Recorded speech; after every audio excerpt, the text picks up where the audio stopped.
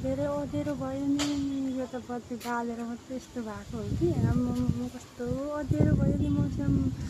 Wow कस्तो दामी हावा चलिरहेछ, दामी हावा चलिरहेछ।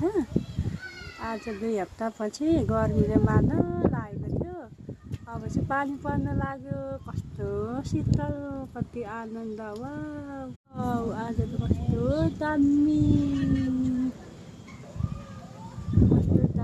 मौसम भयो है। आहा वाउ कस्तो मजाले हावा चल्यो नि, कस्तो दामी हावा चल्यो नि। आम्मामा कस्तो मजाले हावा चल्यो नि। Wow wow wow wow wow wow आज चाहिँ कस्तो मजाले हावा चल्दैछ।